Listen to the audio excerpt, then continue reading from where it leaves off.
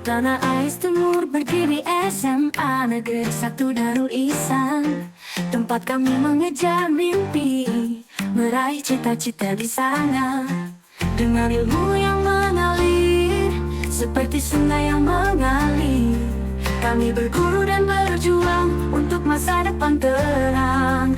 SMA Negeri 1 Darul Ihsan, oh tempat kami bermimpi, belajar dan bertumbuh dengan semangat yang tiada henti. Bersama guru dan teman, kita jadikan impian nyata. Di Aceh Timur kami bersinar, bersama SMA Negeri 1 Darul Ihsan. Kurikulum merdeka membimbing langkah kami, dari mata pelajaran hingga karya seni. Bersama-sama kita berkreasi, menjelajahi dunia. Di SMA Negeri 1 Darul Ihsan, kami satu keluarga. Assalamualaikum warahmatullahi wabarakatuh. Waalaikumsalam warahmatullahi wabarakatuh. Alhamdulillah, marilah sama-sama kita mengucapkan kepada Allah Subhanahu wa taala karena kita bisa melakukan kegiatan pada ruang guru ini.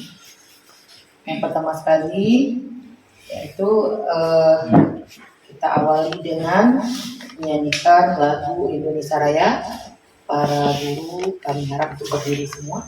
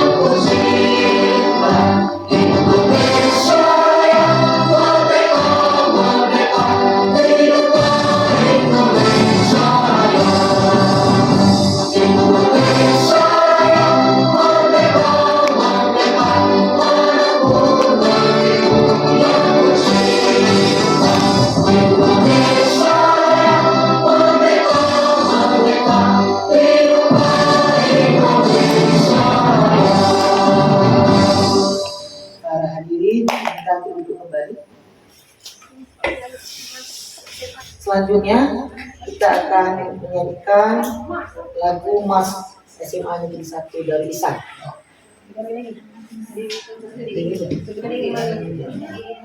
Para guru harap berdiri.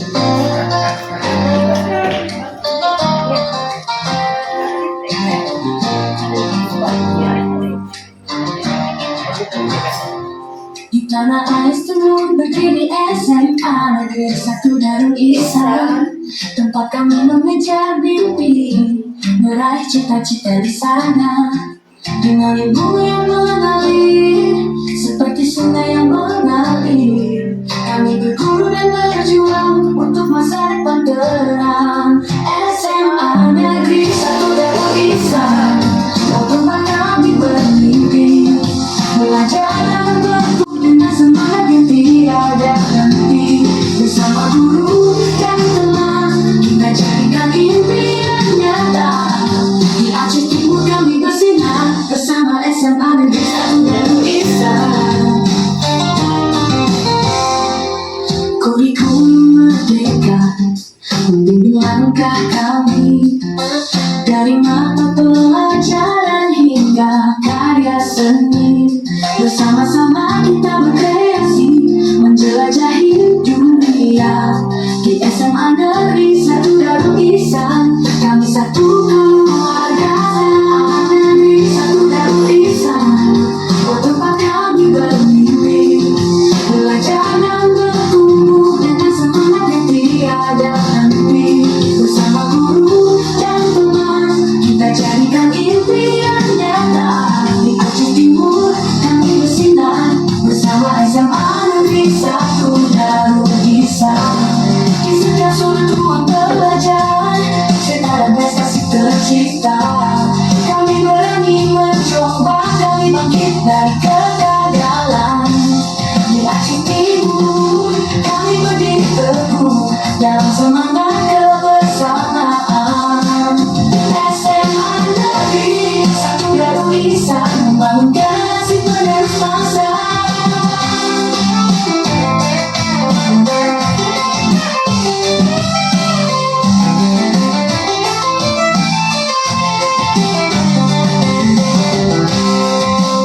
SMA negeri, satu darul ihsan. Oh tempat kami bermimpi, belajar dan bertumbuh dengan semangat yang tiada henti. Bersama guru dan teman, kita jadikan impian nyata.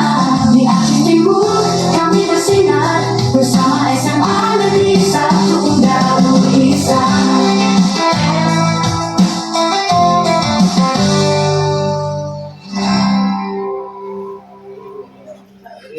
Para guru harap duduk kembali. Terima kasih. Oke, kami lanjutkan untuk kata-kata sambutan. Kami mohon dari Kepala Sekolah SMA Negeri 1 Dalisa. Kami silakan. Bismillahirrahmanirrahim. Assalamualaikum warahmatullahi wabarakatuh. Waalaikumsalam warahmatullahi wabarakatuh. Alhamdulillah, wassalatu wassalamu ala asyrofil anbiya'i wal mursalin. Alhamdulillah hari ini kita dikatakan hidayahnya kita hari ini dapat berkumpul di ruangan yang berbahagia ini. Kita salawat dan salam kepada junjungan kita Nabi Muhammad SAW yang telah membawa kita dari alam kubur ke alam pengetahuan seperti saat ini. Yang saya hormati moderator, yang saya hormati guru penggerak, dan yang saya hormati Bapak Ibu yang hadir di sini sebagai audiens untuk kegiatan guru penggerak. Alhamdulillah hari ini guru-guru kita sudah mencoba untuk mengikuti pendidikan guru penggerak. Ini kita support karena mereka sebagai motor yang bergerak dari sekolah kita. Mudah-mudahan pendidikan mereka ini berjalan lancar sesuai harapan dan kemudian diikuti lagi oleh teman-teman kita yang lainnya. Baiklah, untuk hari ini saya mengucapkan selamat kepada calon guru penggerak kita, Ibu Suryati dan Bu Jamiah yang sedang mengikuti pendidikan guru penggerak.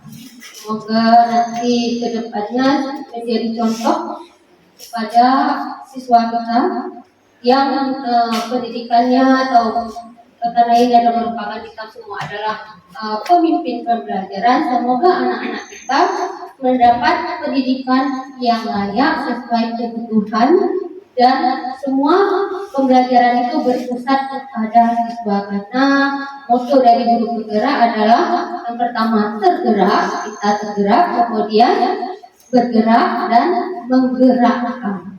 Jadi semoga hasil yang kita dapatkan ini maksimal, tidak sia-sia, bukan hanya sebagai nama saja, tetapi benar-benar bekerja sebagai guru penggerak yang menggerakkan teman-teman sejawat dan memusatkan perhatian untuk pemusatan pendidikan pembelajarannya kepada peserta didik sesuai dengan minat dan bakat mereka. Untuk hari ini cukup sekian. Kalau ada salah kata, saya mohon maaf. Wassalamualaikum warahmatullahi wabarakatuh.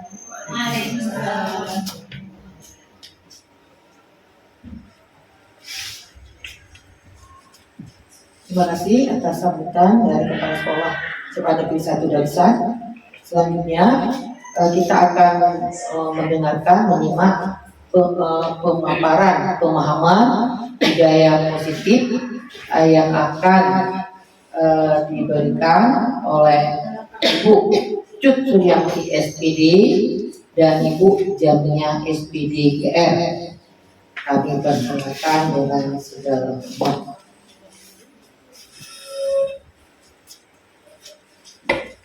Bismillahirrahmanirrahim. Assalamualaikum warahmatullahi wabarakatuh. Waalaikumsalam warahmatullahi wabarakatuh.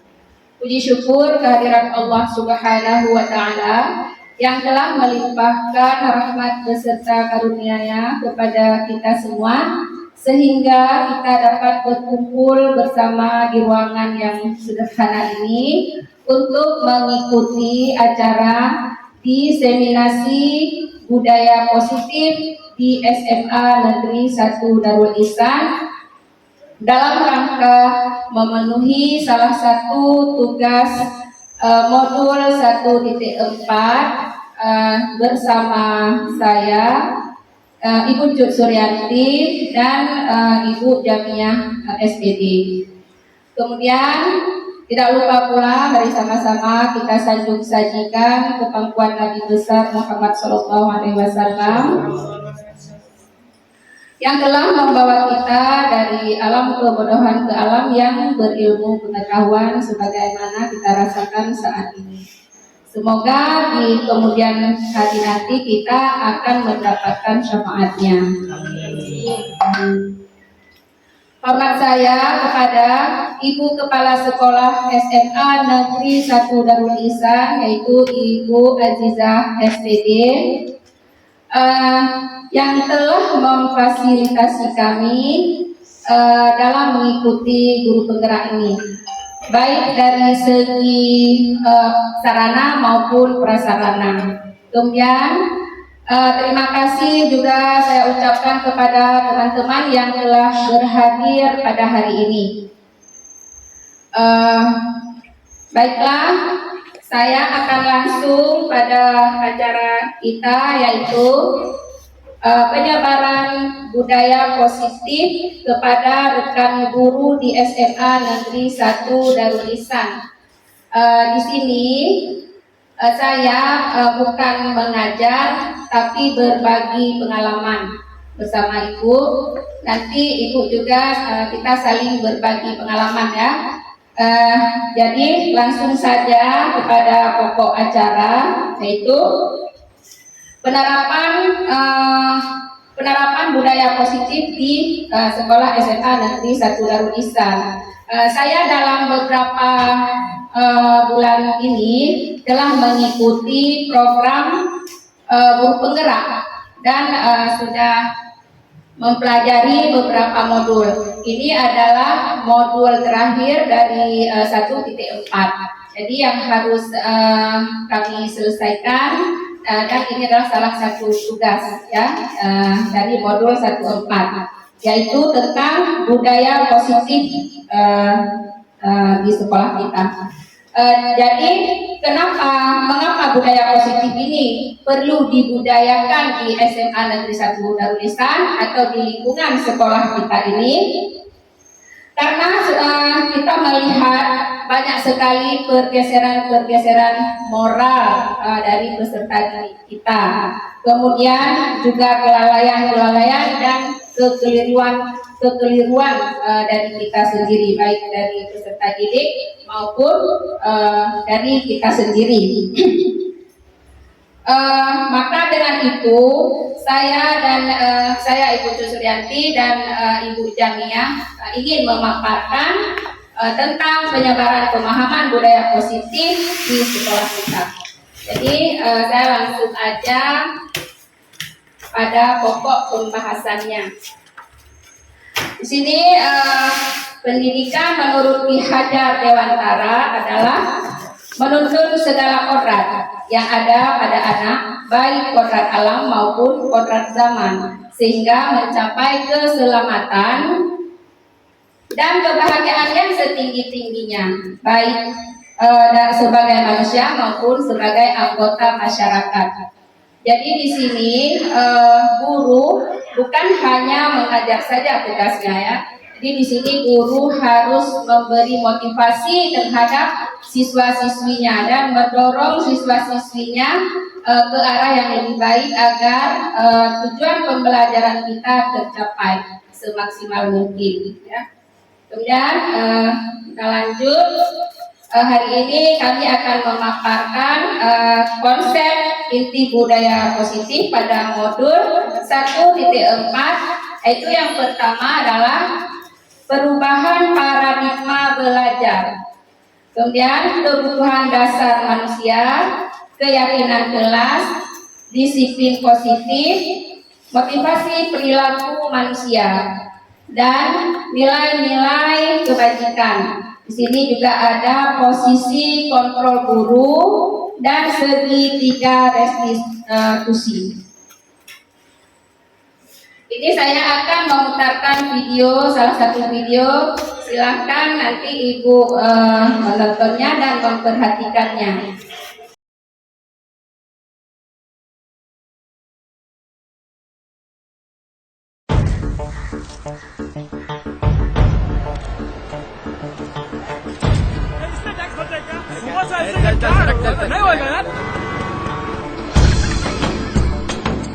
Sir आपके लिए उस पार कार का इंतजाम किया है सर आइए सर चल चल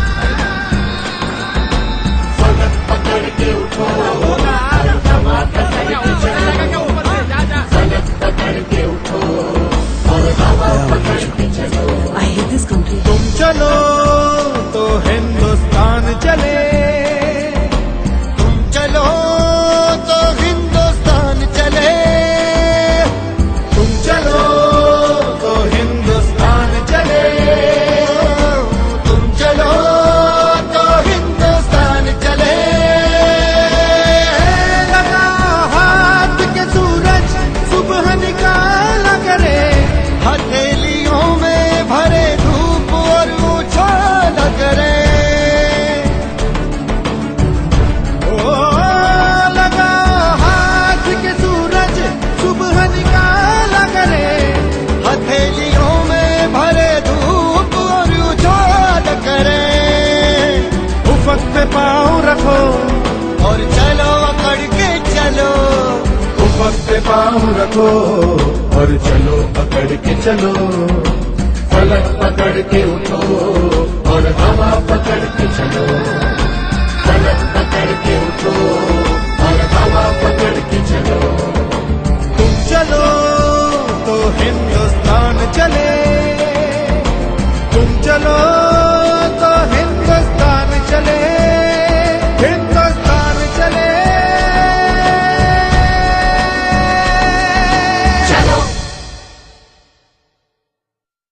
Bapak Ibu, dari tayangan video tadi, apa yang Ibu dapatkan di dalam video tersebut sehingga menjadi pembelajaran bagi kita? Gimana Ibu-Ibu? Apa yang Ibu dapatkan di dalam video barusan yang telah kita putar? Apa? Ya, silakan Bu Nurlina. Saya dari video yang sudah saya lihat, kita lihat semua keadaan saat sebuah kota dan kemudian ada satu pohon yang menjadi masalah, tumbang sehingga lalu lintas menjadi macet. Di sini kita melihat tidak ada satupun yang tergerak untuk mengangkat pohon tadi, sehingga kita lihat pada akhirnya ada seorang anak kecil yang tergerak, termotivasi ya untuk mengangkat, walaupun kita tahu kapasitas beliau itu anak kecil tadi tidak kuat atau tidak mampu. Namun dari inisiatif dan motivasi dari anak tersebut dapat membangkitkan motivasi dan menggerakkan orang-orang di sekitarnya, termasuk orang dewasa, untuk mengangkat pohon tersebut. Sehingga pada akhirnya mereka beramai-ramai mengangkat pohon tersebut sampai akhirnya lalu lintas tadi kembali normal. Tepuk tangan dulu buat Bu Rina. Bagus sekali jawabannya ya. Berarti tadi ada seorang anak ya yang begitu dia lihat langsung dia termotivasi dari dalam dirinya sendiri untuk mengangkat pohon itu. Padahal dia kan seorang anak kecil yang tidak mungkin sama sekali mengangkat pohon tersebut. Tapi dengan adanya anak kecil tersebut mengangkat pohon itu, yang lain termotivasi, orang-orang dewasa di situ semua termotivasi untuk mengangkat pohon tersebut. Dan di sini juga nampak sikap kolaborasi, ya, kolaborasi semua yang melihat pohon yang tumbang itu dengan adanya motivasi dari si anak tadi, semua bergerak mengerjakannya. Padahal yang kalau kita lihat tidak mungkin bisa kita angkat pohon sebesar itu. Tapi karena kita saling bekerja sama, saling berkolaborasi sehingga pohon itu bisa diangkat dan kota itu bisa normal kembali. Jadi di sini bisa kita ambil kesimpulan bahwa adanya sikap motivasi yang bisa memotivasi orang lain dan juga sikap kolaborasi. Nah, di sini motivasi di sini bukan hanya orang-orang yang sudah memiliki jabatan dan sudah memiliki kedudukan, juga dari orang dewasa, bukan hanya dari orang dewasa dan orang-orang hebat yang bisa memotivasi, tapi dari yang terendah juga akan bisa termotivasi. Contohnya tadi anak kecil kita lihat bisa memotivasi orang lain. Jadi si anak kecil ini dia motivasinya dari diri dia sendiri, yaitu yang sering disebut dengan motivasi intrinsik ya. Kita lanjut ke video ini kedua. Nah, ini ada sebuah simulasi. Cobalah buka. Nah, ini Anda dan teman Anda akan melakukan kegiatan cobalah buka. Anda adalah A.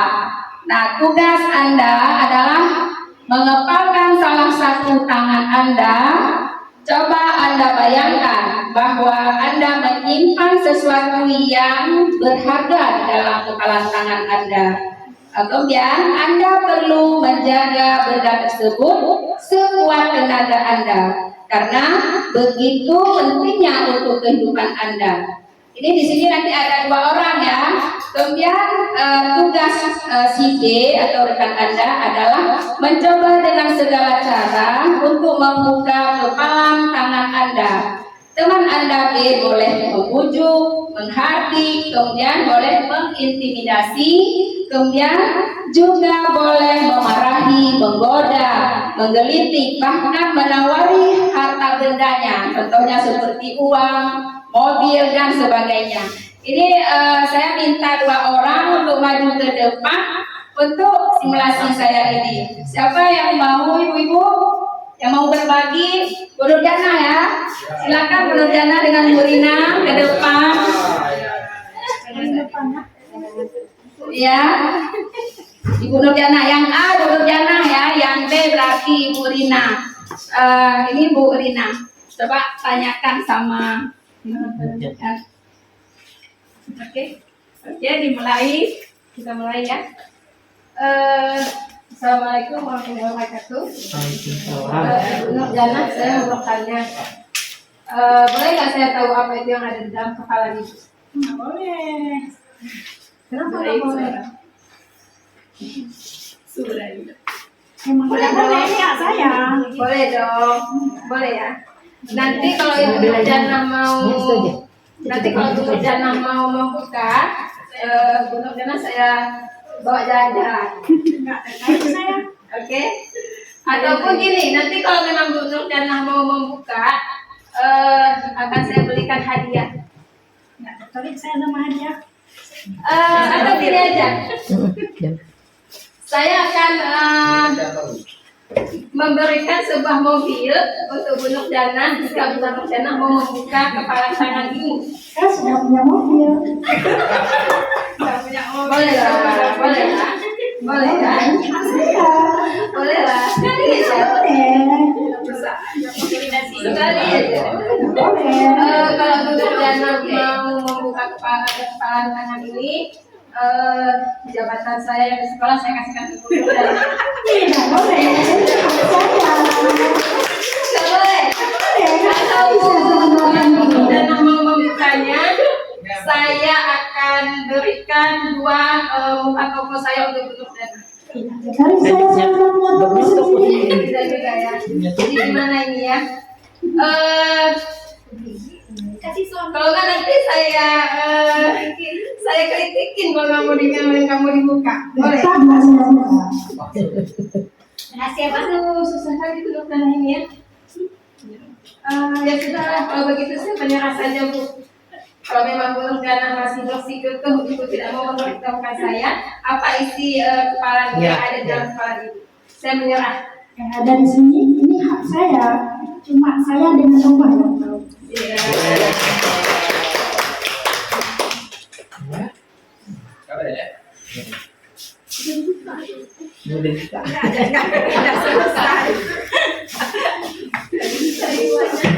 Kasih mobil, aku punya mobil, kasih toko, aku punya toko. Apa dikasih? Terima kasih kepada Ibu Nurjana dan Ibu Sabrina ya. Jadi di sini kita bisa melihat ya betapa kokohnya Ibu Nurjana yang tidak mau membuka kepala tangannya. Padahal Ibu Sabrina sudah memberikan seluruh hartanya untuk Bu Nurjana, tapi Bu Nurjana tetap tidak mau membukanya. Jadi di sini kita bisa melihat bahwasanya posisi kontrol seorang individu itu berada di tangan kita sendiri. Tapi seandainya tadi mungkin kebutuhan dari Ibu Nurjana belum memenuhi, misalnya tadi Bu Nurjana belum ada mobil, bisa saja Bu Nurjana membuka kepalanya. Tapi karena kebutuhan Bu Nurjana sudah memenuhi, dia tetap bersikokoh tidak mau membuka kepala tangannya. Jadi di sini yang intinya adalah posisi kontrol seorang individu itu berada pada diri kita sendiri. Nah, kemudian kita lanjut tentang teori kontrol tadi. Psikiater dan pendidik Dr. William Glasser dalam kontrol teori yang kemudian hari berkembang dan dinamakan choice theory, meluruskan beberapa miskonsepsi tentang makna kontrol. Nah, yang pertama, ilusi guru mengontrol murid. Nanti kita lihat bagaimana ilusi guru mengontrol murid. Kemudian, ilusi bahwa semua penguatan positif, efektif, dan bermanfaat. Kemudian yang ketiga, ilusi bahwa kritik dan membuat orang merasa bersalah dapat menguatkan karakter. Kemudian ilusi bahwa orang dewasa memiliki hak untuk memaksa. Nah, di sini kita bisa melihat ilusi guru mengontrol murid. Pada dasarnya kita tidak dapat memaksa murid untuk berbuat sesuatu.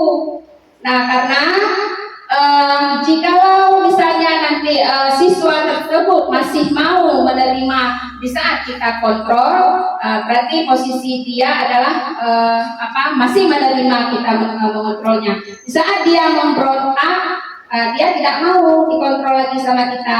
Selama ini kita beranggapan bahwa kita sanggup mengontrol si anak. Nah, kita sanggup menguasai si anak. Nah, padahal di saat dia nanti memberontak, kita tidak bisa berbuat apa-apa lagi. Nah, kemudian yang kedua adalah ilusi penguatan positif, efektif, dan bermanfaat. Di sini penguatan positif dan atau bujukan adalah bentuk-bentuk kontrol segala usaha untuk mempengaruhi murid agar mengulangi suatu perilaku tertentu. Ini adalah suatu usaha untuk mengontrol murid dalam jangka waktu tertentu. Kemungkinan murid tersebut akan menyadarinya dan mencoba untuk menolak. Nah, di sini penguatan positif, efektif, dan bermanfaat. Di sini si anak kalau kita bujuk, kita rayu, mungkin bisa kita rayu hanya beberapa minggu aja bisa kita rayu, kita bujuk. Tapi nanti pada akhirnya juga tidak bisa lagi, dia pasti selanjutnya akan menolak. Kemudian yang selanjutnya adalah ilusi bahwa kritik dan membuat orang merasa bersalah dapat menguatkan karakter. Nah, di sini menggunakan kritik dan rasa bersalah untuk mengontrol murid menuju pada identitas gagal. Ya, kalau kita selalu mengontrol murid dengan kata-kata yang tidak enak, ya, tidak pantas, kita bilang untuk anak-anak. Jadi di sini nanti lama-kelamaan anak ini akan menuju identitas yang gagal, ya. Kemudian ilusi bahwa orang dewasa memiliki hak untuk memaksa. Nah, kita di sini menganggap diri kita seorang guru, berarti ini saya sudah dewasa dan saya berhak memaksa peserta didik, berhak memaksa anak, karena kita menganggap bahwa diri kita sudah dewasa. Nah, di sini juga lama-kelamaan anak juga akan menolak dan nanti suatu saat akan tanpa kita sadari akan terjadi permusuhan. Nah, jadi untuk itu kita untuk kedepannya dengan diseminasi budaya positif ini, kedepannya nanti kita sama-sama akan mengubah sikap-sikap yang seperti itu lebih kepada yang positif. Kemudian saya lanjut dengan pembelajaran dengan paradigma baru. Nah, pembelajaran dengan paradigma baru merupakan pembelajaran yang dirancang berdasarkan prinsip pembelajaran berdiferensiasi sesuai kebutuhannya, berdasarkan tahap perkembangannya, sesuai teori ideologi modern untuk mewujudkan profil belajar Pancasila. Tentunya ibu-ibu pernah ya mendengar profil belajar Pancasila, karena kita sering membuka di PMM, ya, ada juga itu profil belajar Pancasila. Nah, kemudian untuk selanjutnya disiplin positif. Kebanyakan orang akan menghubungkan kata disiplin dengan tata tertib, ya, kemudian juga teratur, kemudian juga kepatuhan pada peraturan. Kata disiplin juga sering dihubungkan dengan hukuman. Nah, misalnya kita kalau disiplin itu terbayang di benak kita, inilah kalau saya tidak datang ke sekolah nanti saya akan dihukum. Nah, misalnya anak-anak dalam melakukan tugasnya di kelas mereka, ini kalau saya tidak piket, nanti saya akan dihukum. Nah, itu disiplin, lebih ke disiplin, ya. Kemudian dalam budaya, makna kata disiplin dimaknai menjadi sesuatu yang dilakukan seseorang pada orang lain untuk mendapatkan kepatuhan. Kita cenderung menghubungkan kata disiplin dengan ketidaknyamanan. Jadi kata-kata disiplin itu biasanya kita tidak nyaman dengan kata disiplin. Nah, misalnya kalau pagi-pagi disiplin sekolah kita harus datang tepat waktu, karena itu disiplin yang dibuat aturan oleh sekolah. Jadi di sini kita merasa tidak nyaman kalau tidak kita laksanakan. Nah, jadi bukan dari diri kita sendiri. Padahal kalau disiplin itu ada dari kita sendiri, tidak perlu dengan aturan-aturan yang ada di sekolah, ya. cukup dari dalam diri kita sendiri yang mendisiplinkan diri kita sendiri. Nah, kemudian menurut Ki Hajar Dewantara disiplin itu yakin, yaitu kita sendiri yang mewajibkan kita dengan sekeras-kerasnya, tetapi itu sama saja sebab kalau kita tidak cakap melakukan self disiplin, wajiblah penguasa lain mendisiplinkan diri kita. Nah, jika kita tidak mendisiplinkan diri kita, ya jelas orang lain yang harus mendisiplinkan diri kita. Itu seperti misalnya aturan-aturan di sekolah, ya. Jadi selanjutnya di sini disiplin positif juga ya.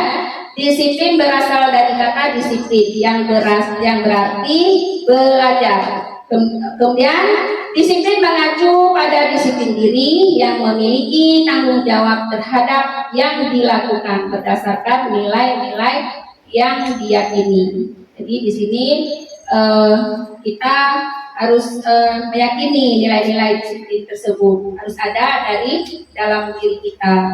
Kemudian disiplin positif merupakan salah satu cara penerapan disiplin yang bertujuan untuk menumbuhkan kesadaran serta memberdayakan peserta didik tanpa imbalan, penghargaan, ancaman atau hukuman. Nah, di sini kadang-kadang peserta didik kita kalau melakukan sesuatu harus ada imbalan. Nah, Ibu, ini saya mau melakukan ini, apa imbalannya, Bu? Itu kebiasaan anak-anak kita, ya kan? Nah, kemudian sebagai pendidik, tujuan kita adalah menciptakan peserta didik yang memiliki disiplin diri, sehingga mereka berperilaku mengacu kepada nilai-nilai kebajikan yang universal dan memiliki motivasi intrinsik dalam perubahan perilaku ke arah yang lebih baik. Nah, jadi si murid ini atau peserta didik kita, jika melakukan sesuatu itu tidak mesti kita yang menyuruhnya. Jadi dia harus ada pada diri dia sendiri, harus ada motivasi dari dalam diri dia sendiri ya, yang disebut dengan motivasi intrinsik. Nah, kemudian kita lanjut dengan motivasi perilaku manusia. Nah, motivasi perilaku manusia merupakan dorongan yang timbul pada diri seseorang secara sadar atau tidak sadar untuk melakukannya sesuatu tindakan dengan tujuan tertentu. Nah, di sini motivasi perilaku manusia yang untuk menghindari ketidaknyamanan atau hukuman. Jadi kita melakukan sesuatu itu hanya untuk menghindari ketidaknyamanan atau untuk menghindari suatu hukuman.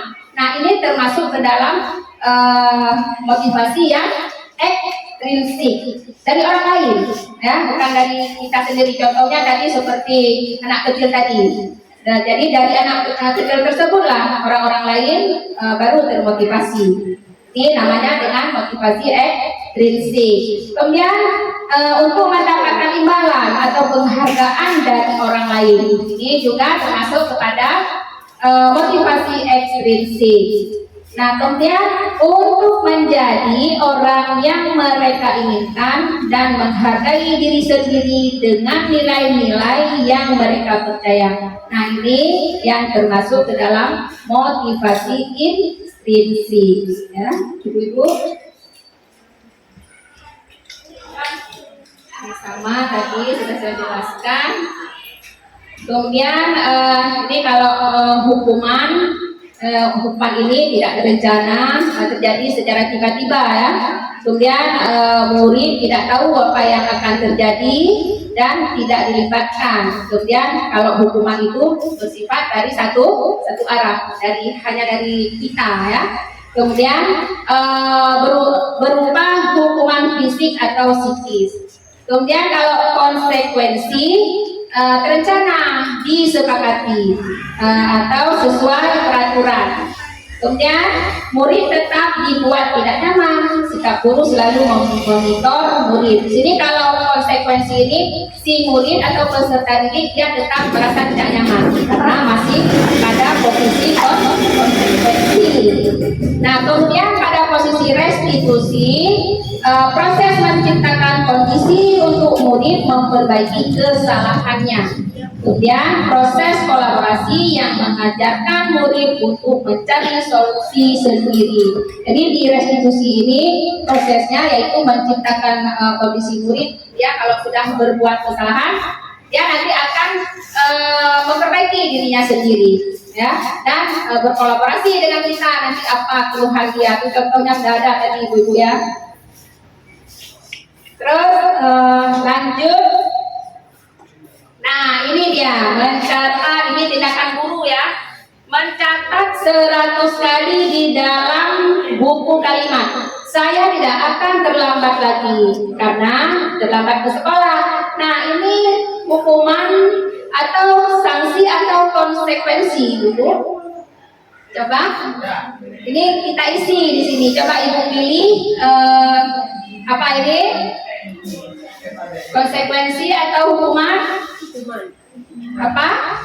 Ibu Sabrina? Menurut saya silakan. Baik, menurut saya itu yang di poin pertama itu jenis hukuman ya. Iya, tepuk tangan untuk Bu Rina. Kita lihat nanti betul apa enggak. Siapa lagi? Mungkin Ibu apa Suryati ya, teman sejawat saya. Menurut saya kayaknya hukuman juga ya Bu ya. Terima kasih untuk Ibu Suryati. Jadi kita lihat yang apa ini tindakan guru lari mengelilingi lapangan basket 2 kali karena terlambat hadir ke sekolah. Ini juga termasuk tadi Ibu Suryati yang menjawab kepada hukuman ya. Kemudian murid diminta untuk push up. Nah, murid diminta untuk push up 15 kali karena tidak menggunakan masker ke sekolah. Ini termasuk mana Ibu? Hukuman apa konsekuensi? Hukuman ya. Kita lihat nanti ya. Kemudian membersihkan tumpahan air di meja tulis karena tersenggol pada saat belajar. Ini masuk ke konsekuensi ya. Kemudian meminta murid tidak mengenakan sepatu seharian di sekolah karena tidak menggunakan sepatu hitam. Ini konsekuensi atau hukuman? Hukuman ya? Konsekuensi ada dua ini ya, persepsi ya, ada konsekuensi, ada juga hukuman ya. Jadi kita lihat ya. Kemudian lari mengelilingi lapangan basket 2 kali karena terlambat 10 menit untuk pelajaran PJOK. Ini termasuk ke hukuman. Ya kita lihat ya sama-sama konsekuensi.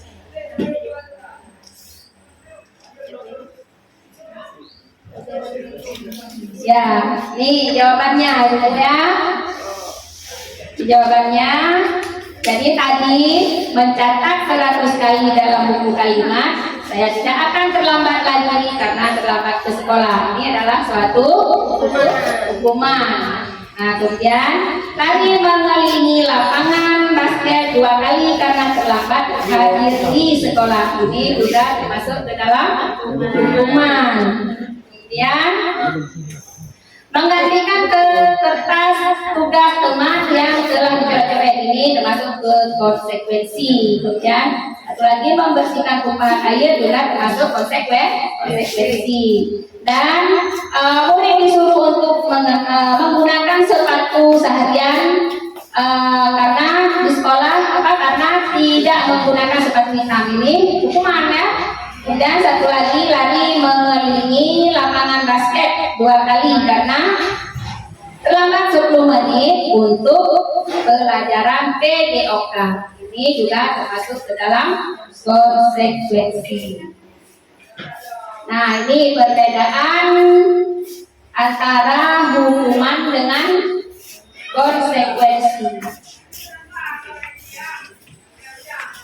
Nah, kalau hukuman sesuatu yang menyakitkan harus terjadi. Nah, ini masuk ke dalam hukuman. Jadi menyakitkan ya kalau hukuman. Kemudian membuat anak sakit fisik maupun hati untuk jangka lama. Ini bentuk hukuman. Kemudian anak membenci kedisiplinan. Kemudian paksaan. Kalau hukuman itu paksaan. Kemudian mendorong anak menyakiti diri sendiri. Konsep diri yang buruk ini juga termasuk hukuman. Anak belajar untuk menyembunyikan kesalahan dan marah, rasa bersalah, dipermalukan, merasa tidak dihargai. Kemudian kalau yang termasuk ke konsekuensi adalah sesuatu harus terjadi. Nah, membuat anak merasa tidak nyaman dalam jangka waktu pendek. Anak menghargai disiplin, kemudian ada stimulus tanggapan, dan mendorong anak agar mudah menyesuaikan diri. Ini termasuk ke dalam konsekuensi. Apa yang sudah mereka buat perjanjiannya, jadi mereka itu ada konsekuensinya. Kemudian konsep diri yang baik. Anak belajar untuk mematuhi peraturan. Kemudian kehilangan hak dibuat tidak nyaman untuk sementara. Lanjut, ini saya memasuki membuat keyakinan kelas ya. Ibu kalau perhatikan video yang sudah saya buat tentang keyakinan kelas. Ini perlu untuk kewajiban kelas ya. Apa kabar hari ini? Alhamdulillah. Hari ini kita akan membuat keyakinan kelas ya. Sebelum kita membuat keyakinan kelas, memulai awal dengan berdoa. Siapa yang mau memimpin doanya? Ya silakan Salman.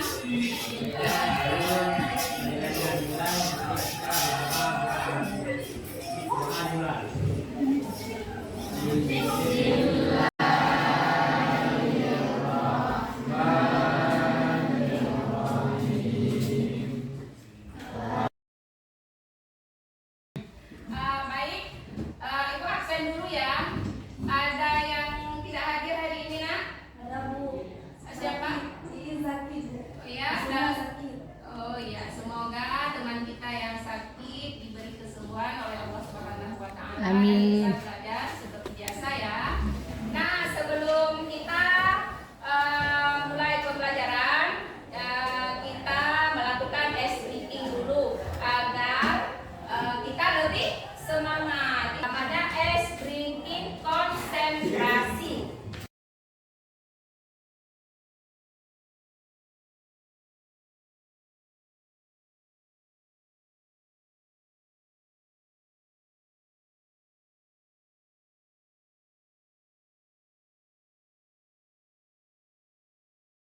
Membuat keyakinan kelas ya. Ini kelas berapa?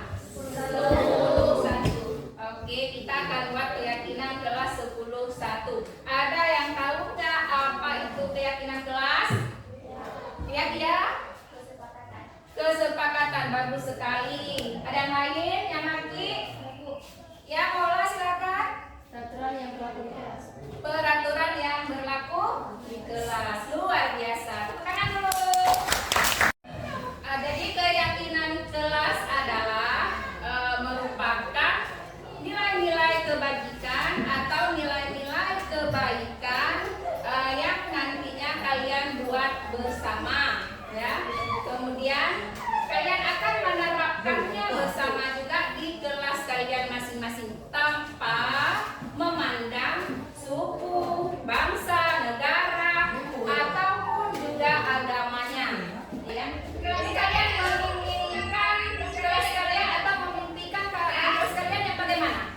Ini menanyakan ya kepada siswa ya, tingkat kelasnya bagaimana.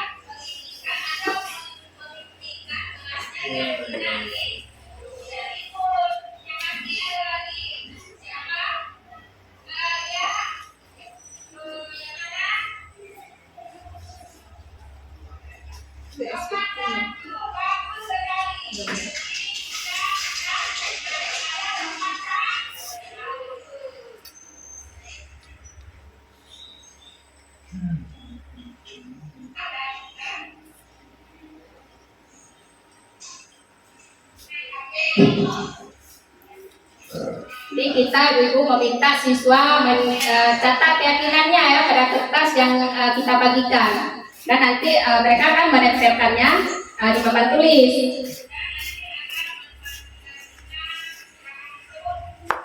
Ini suaranya agak kecil, maaf ya. Nah ini setelah mereka menempelkannya, kita meminta salah seorang siswa untuk mendata dan merumuskan yang sudah mereka tulis tadi, atau mengumpulkan, menyarikan keyakinan yang bermakna sama. Nah kan kadang-kadang siswa satu kelas 30 orang kan, nanti ada yang sama apa yang ditulis keyakinan kelasnya. Jadi kita samakan keyakinan yang bermakna sama.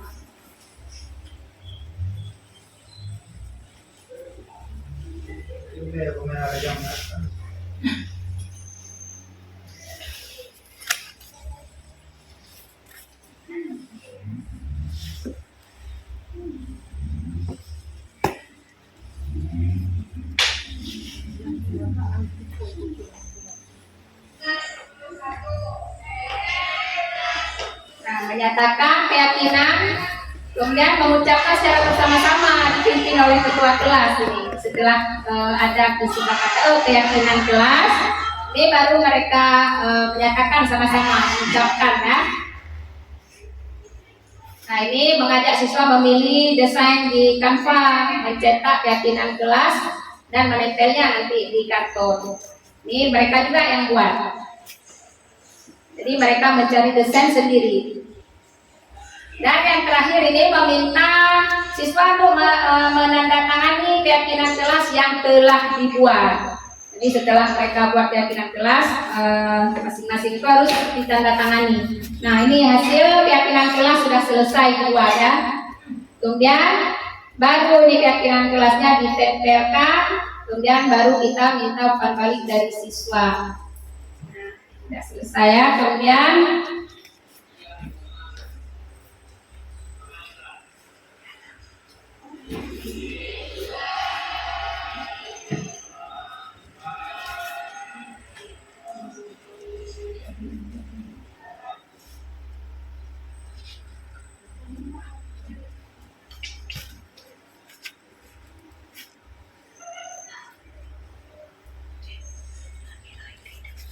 nah, ini keyakinan kelas. Mengapa keyakinan kelas? Mengapa bukan peraturan kelas? Keyakinan kelas yaitu nilai-nilai kebajikan universal yang disepakati secara tersirat dan tersurat, lepas dari latar belakang, suku, negara, bahasa maupun agama.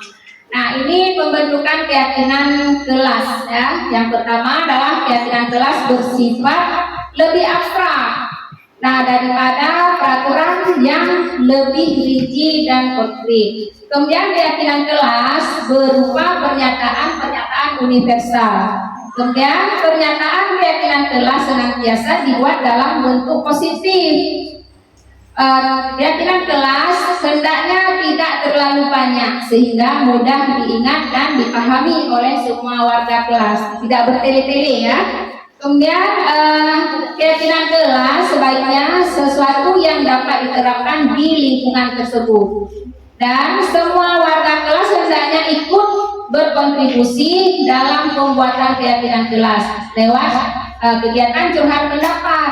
Nah, di sini tadi yang kita bagikan untuk anak-anak di kertas itu, disitulah mereka mencurahkan pendapat mereka, dan yang nantinya akan dia terapkan bersama-sama karena keyakinan kelas itu bukan satu pihak yang membuatnya, antara guru dengan murid. Nah, kemudian bersedia meninjau kembali keyakinan kelas dari waktu ke waktu.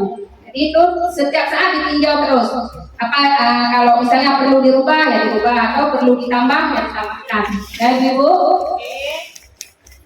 Kemudian 5 kebutuhan dasar manusia. Yang pertama adalah bertahan hidup. Kemudian kebutuhan bertahan hidup ini atau disebut juga dengan survival adalah kebutuhan yang bersifat fisiologi untuk bertahan hidup. Misalnya ini yang termasuk kebutuhan bertahan hidup adalah kesehatan, kemudian rumah dan makanan. Kebutuhan biologis sebagai bagian dari proses reproduksi, termasuk kebutuhan untuk tetap bertahan hidup. Kemudian yang kedua adalah kasih sayang dan rasa diterima. Ibu-ibu juga butuh kasih sayang kan? Nah, atau kebutuhan untuk diterima. Kebutuhan ini dan 3 kebutuhan berikutnya adalah kebutuhan psikologis, kebutuhan untuk disayangi dan diterima, meliputi kebutuhan akan hubungan dan koneksi sosial, kebutuhan untuk memberi dan menerima kasih sayang, kemudian dan kebutuhan untuk merasa menjadi bagian dari suatu kelompok. Kemudian yang ketiga, penguasaan, kebutuhan pengakuan atas kemampuan. Kebutuhan ini berhubungan dengan kekuatan untuk mencapai sesuatu, menjadi kompeten, menjadi terampil, diakui atas prestasi dan keterampilan kita. Kemudian didengarkan dan memiliki rasa harga diri. Nah, kebutuhan ini meliputi keinginan untuk dianggap berharga ya. Kemudian bisa juga membuat perbedaan, bisa membuat pencapaian kompeten, diakui dan dihormati. Ini meliputi self-esteem dan keinginan untuk meninggalkan pengaruh. Kemudian yang keempat adalah kebebasan. Kebebasan di sini sama juga dengan kebutuhan akan pilihan. Ini kebutuhan untuk bebas adalah kebutuhan akan kemandirian, kemudian otonom, memiliki pilihan dan mampu mengendalikan arah hidup seseorang. Ini adalah kebebasan ya. Kemudian yang terakhir ini kesenangan. Kita butuh kesenangan ya Ibu ya. Yaitu kebutuhan untuk merasa senang. Kebutuhan akan kesenangan adalah kebutuhan untuk mencari kesenangan, kemudian bermain dan tertawa. Jadi termasuk ke dalam kesenangan, kebutuhan kesenangan. Nah, ada contoh penerapan 5 posisi kontrol guru. Yang pertama ini di posisi penghukum ya. Di posisi penghukum biasanya kita akan mengatakan patuhi aturan saya, atau awas, kamu selalu saja salah, selalu, pasti selalu. Yang terakhir selesai. Nah, di sini kita selalu jadi penghukum ya, selalu pasti selalu yang terakhir selesainya kamu. Kalau buat tugas kamu selalu yang terakhir. Ini mengarah kepada penghukum. Jadi posisi kita sebagai guru adalah posisi penghukum. Kemudian kalau posisi pembuat merasa bersalah, bahasa kita yaitu ibu sangat kecewa sekali dengan kamu. Berapa kali ibu harus memberitahu kamu ya? Gimana coba kalau orang tua kamu tahu kamu berbuat begini? Nah ini bahasa-bahasa yang seperti ini termasuk ke dalam membuat merasa bersalah. Ya ini posisi kontrol teman ya. Ayolah, bagaimana sih kamu? Kemarin kamu sudah janji kepada ibu kan? Kenapa terlambat lagi? Ya sudah, tidak apa-apa, duduk dulu sana, nanti Bapak bantu. Ini termasuk kepada contoh penerapan kontrol guru sebagai teman ya. Kemudian pemantau, ini contoh penerapan posisi kontrol guru yang termasuk kepada pemantau, yaitu peraturannya apa, kita kalau bertanya sama anak-anak. Kemudian apa yang telah kamu lakukan, sanksi atau konsekuensinya apa, ini adalah termasuk kepada pemantau. Kemudian yang terakhir adalah contoh penerapan 5 posisi kontrol ini sebagai manajer. Nah, apa yang kita yakini kembali ke keyakinan kelas. Kalau siswa kita berbuat salah, kita mengeluarkan bahasa-bahasa yang halus ya. Contohnya apa yang kita yakini kembali ke keyakinan kelas. Kemudian apakah kamu meyakininya? Nah, jika kamu meyakininya, apakah kamu bersedia memperbaikinya? Jika kamu memperbaiki hal ini menunjukkan apa tentang dirimu? Apa rencana kamu untuk memperbaiki hal ini? Nah, ini contoh pertanyaan-pertanyaan seperti ini dalam menyelesaikan masalah siswa kita adalah termasuk kepada posisi manajer.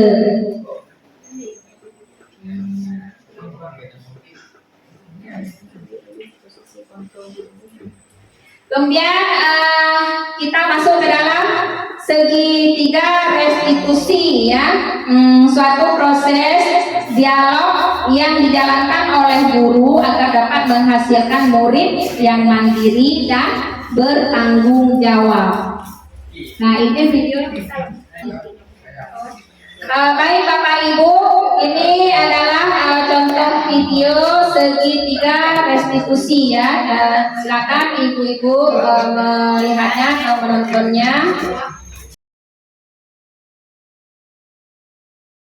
Silakan duduk, Dara. Dara, tadi ibu mendengar laporan dari guru Cek, katanya kamu sering datang terlambat. Iya Bu. Seingat kamu sudah berapa kali kamu datang terlambat? Seingat saya sebentar kali Bu saya datang terlambat. Sering terlambat itu suatu kesalahan Pak? Iya Bu. Baik Dara, berbuat kesalahan itu manusiawi. Setiap orang pasti punya kesalahan. Yang penting kita bisa belajar dari kesalahan tersebut dan mau memperbaikinya. Setuju kan Dara? Setuju Bu. Dara, kita cari solusinya bersama ya. Iya Bu. Dara sering datang terlambat, pasti ada alasannya. Ibu mau tahu kenapa terlambat? Karena saya begadang Bu sambil scroll TikTok, jadi saya belum tidur.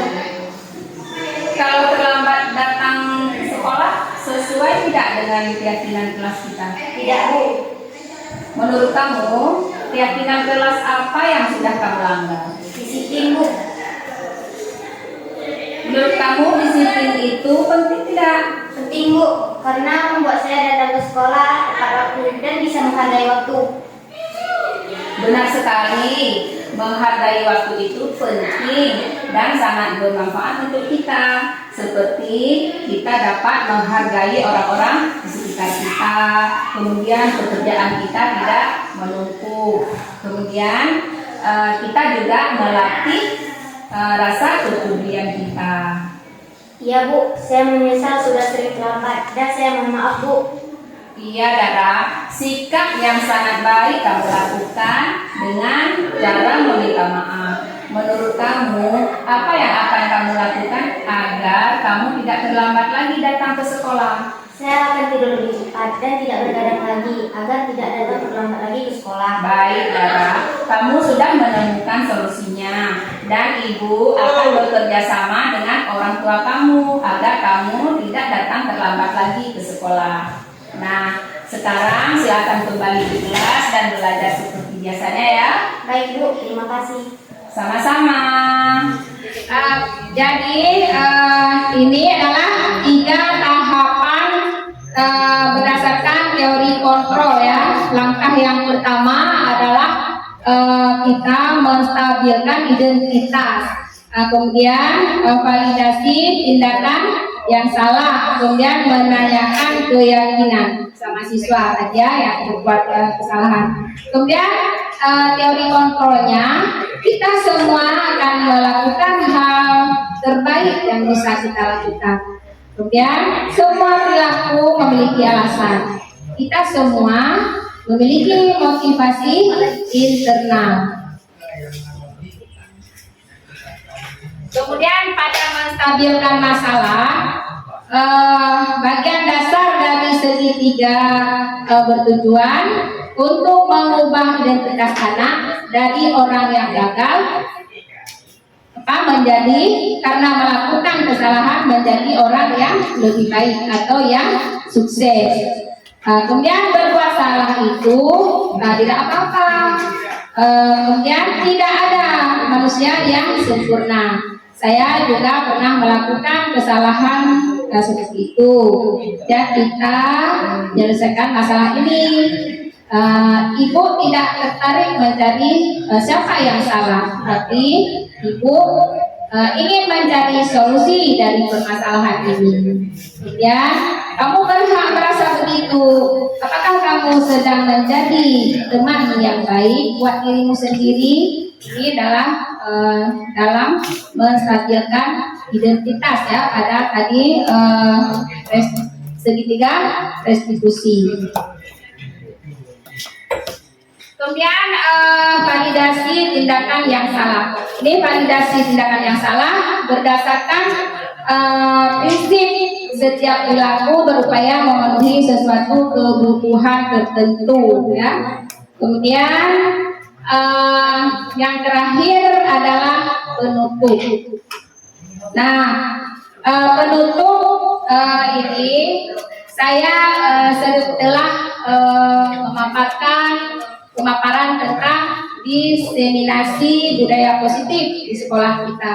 Mudah-mudahan kita dapat menerapkannya budaya positif di sekolah kita dan menjadi lebih baik.